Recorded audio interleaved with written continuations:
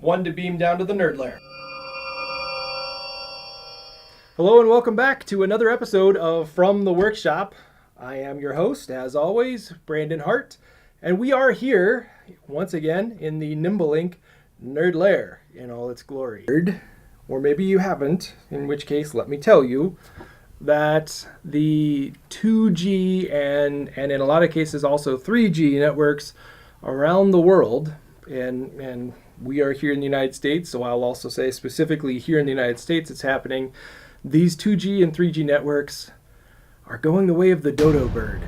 If you haven't heard this, alert, those networks are going to be are not going to be around much longer. So basically what I wanted to do was take some time and really kind of focus in on this idea of migrating off of 2G and what do you do? How do you make your device work? How do you pick the appropriate technology to move to? How do you take full advantage of it? All of that kind of thing. What do you need to know, essentially?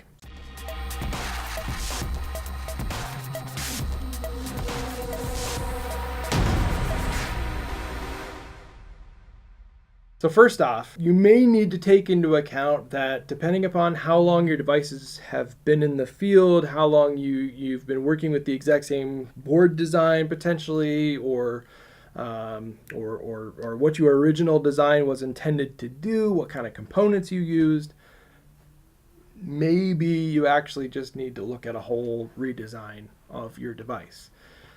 There have been a lot of improvements in specifically low power MCUs and things that can really help your device either be lower cost, lower power, just overall perform better. Maybe there have been some issues you may have seen in your device in the field that warrants maybe a little bit of a redesign or at least a tweak. So that's one thing just right off the top to keep in mind. So let's say you don't necessarily need a full redesign, but maybe you need to look at moving away from the 2G, 3G stuff. That would be the technologies specifically on the CDMA side. That would be things like 1xRTT, EVDO. Those are 2G and 3G.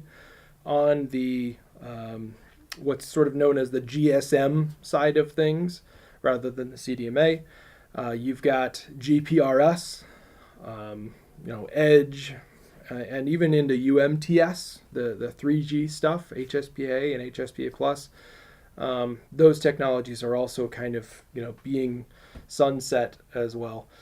So moving away from these, kind of moving more into these technologies here. There are different versions of LTE. LTE is not just a single technology. LTE started, generally speaking, in the world as LTE Category 3. And then from there, you had a bit of a divergence. I think we've shown this a couple of times, but LTE kind of started with Cat 3.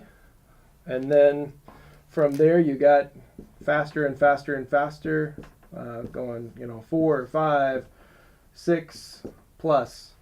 And then in the other direction, things started getting slower and slower and lower power. So you had, for instance, Cat 1 for a while, and then Cat 0, which the world mostly overlooked, and then we start getting into things like Category M1 or LTE-M, NB1, or NB-IoT. All these names are kind of in flux still, but basically this is the idea. So just saying that you're going to move from a 2G, 3G part to a 4G or an LTE part doesn't necessarily decide the specific technology that you're going to use. You have to go through this selection process. We do have a video about the different types of LTE, so I wouldn't be doing my job as your host of From the Workshop if I didn't at least reference the fact that we have another video that can give you a little bit more information about the different types of LTE. So you can find that link in the description to watch that if you have more questions or want more information about that. Okay, so now you've decided on which specific version of LTE that you want to move to. Maybe you've decided that you want Category 1. Category 1 is your thing. What do you need to know to move from these 2G, 3G technologies to an LTE Category 1 technology? Well, first off, and this may seem obvious, but the modules or the modems, if you were lucky enough to use a modem design in your 2G, 3G product, the commands, the AT commands specifically, that were used to control the connections in these are going to be different as you move into other technologies, maybe even, other AT command sets. So you may have to look at things like, how do I update the software? Do you have a software firmware that is capable of connecting to either these devices or these devices so that you have sort of a rolling change? Or do you specifically design in the software for the new one and do a hard change, hard switch over to the new product, rip and replace, that kind of thing? Also, there may be some features in these newer products that didn't exist in the older ones. There have been, again, some improvements, some changes that have been made, and there are newer features that are available in some of the newer modems that didn't exist before. So if you want to take advantage of those, again, this is software work. You might need to actually update your software, update your firmware to take advantage of those features as well. And a lot of this you can find in the documentation. Again, if you're talking about a NimbleLink Skywire modem, all of that is on the public website, and you can find examples of how to set that stuff up, examples of which features you should use, which AT commands you should use, and so on. So we try to make that easy. But it's something to be aware of. Your software will have to change. Another thing that, especially from those that are coming from the CDMA world, may have to get used to is this idea that CDMA is a SIM-less technology, meaning there is no SIM card slot on the modem. There's no removable SIM at all. You use the MEID, or the older devices used ESNs, and that was the only number that you had to deal with. In the LTE world, everything is SIM-based. So now you've got a removable SIM slot that exists on the modem. Now you've got both an IMEI and an ICCID. The ICCID is the SIM number.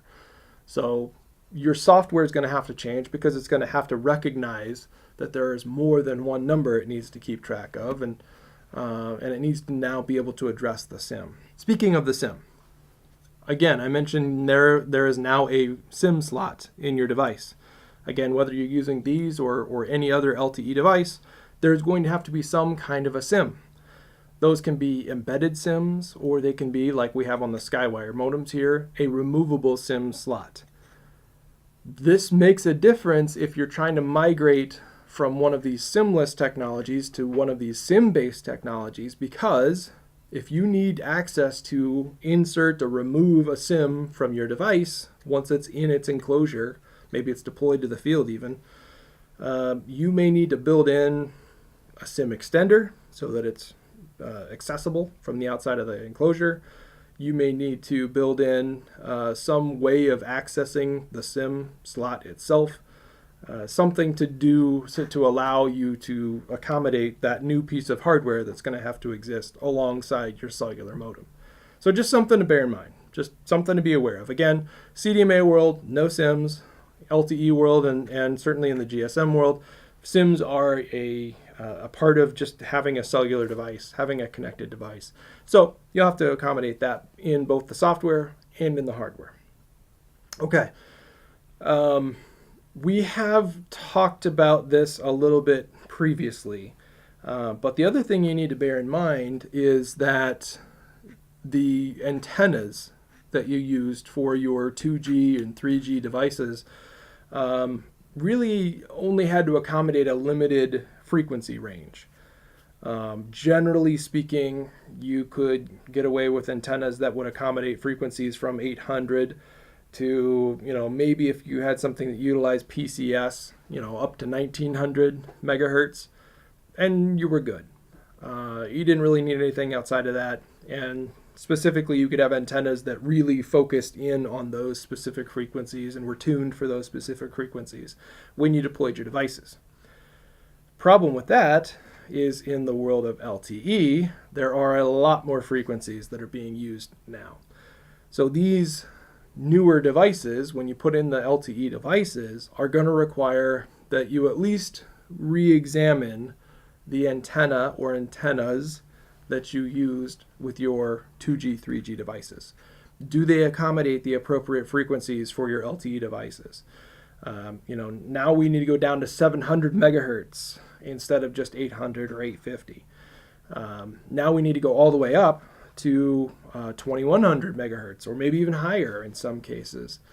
So are the antennas that you used for your 2G and 3G devices going to be able to get you the frequency support, the band support for the LTE devices that you're going to need for your specific carrier in your specific part of the world? The other thing that may have been overlooked a lot of times is, even if the antenna you use does accommodate and support all of the appropriate bands, if you're looking at a Cat 1 device or a Cat 3 or a Cat 4 or whatever, you're also going to notice that all of these have two antenna connectors. Yeah, so the old devices, if you look at these, they only have one, just a single antenna that is used to connect these devices. There was no diversity antenna. There was no need for a secondary antenna. In fact, they didn't even support one. The new devices, the LTE devices, are going to require two antennas in most cases. The exception, of course, being the M1 modem. In this case, that secondary antenna connector is not a diversity antenna that it would be for a GPS antenna if you had a version of the modem that required or provided GPS functionality. But on the Cat 1s, they do have diversity antennas. Certainly the Cat 3s, the Cat 4s, diversity antennas are required. So instead of just a single antenna, now you need two. Another thing to think about, if your enclosure has one antenna mounting point, you may have to add another one and add another antenna for the LTE devices. So antennas as well. Now, we did have a longer discussion about antennas previously. Again, see the link in the description for the antennas video, and you can get a lot more information there than we're going to go through here. One other thing that can be kind of a primary source of issues potentially in looking at this migration, a lot of the older devices, the 2G devices, were lower power than certainly, some of the Cat 3, Cat 4 stuff that's out there. So if the higher throughput, higher power devices are what you're looking for, or even some of these lower power devices, when they're in that full transmit mode, that higher power transmit mode, their power draw is going to be much spikier. They're going to potentially draw more current when they're in that full transmit mode. They could run at a higher power level when they are in that full higher power mode, or in a full startup mode or something like that, where they're pulling a lot more juice. Depending upon how you designed your circuit, it may have worked fine for your 2G, 3G devices, but an LTE device with its spiky power supply and power demand, with its higher current draw in some cases and those higher power modes, your power supply may not be sufficient. Again, we did do an episode on power as well, so link in the description as per the others, but that's something to bear in mind. Just because you accommodated a cellular radio and maybe even a Skywire modem in your previous design doesn't mean that it'll necessarily support your LTE device. And specifically, a switching regulator is going to give you much better performance in a situation, especially for LTE, than, say, an LDO in the CDMA or GPRS type of circuit. So just something to bear in mind when you start looking at switching over to those LTE devices, and things you need to know about your board design. if you are looking at a redesign, if you are going to have to redesign your power circuit, maybe you're going to have to, add another antenna, things like that. Can't say enough. Please do refer to the documentation. We do have schematics. We do have reference designs for how this can be done, ways that we've done it ourselves, ways that we know work properly. And as always, it's always a good idea to start with the Skywire development kit or the M1 development kit, depending upon which modem you've got. Again, these are known good working power supplies, known good configurations, and very flexible in how you can interface with them. So you make sure that the software, the firmware updates that you're putting in place for when you're updating the circuit and updating your firmware from these 2G, 3G devices will work appropriately for the LTE devices, and that there's not some sort of hardware issue somewhere. So just kind of another tip to make things go a little bit more smoothly for you in your development. Okay, another thing to bear in mind is that some of the modules that are out there, and certainly some of the modules we use in our Skywire modems, do have different boot up sequences. So this isn't necessarily a change to any kind of hardware or anything like that. Hopefully you had connected the reset lines and the on-off lines to your GPO on your MCU, but there may be a need to toggle those differently or hold them down for longer, things like that, in order to ensure that they work properly, boot up properly. And just a quick note, you don't always necessarily want to toggle them low and then high. Some of these are open assertion lines, so you want to pull them down or leave them open and not necessarily drive them high. Just a little tip. Refer to the documentation for more information on that.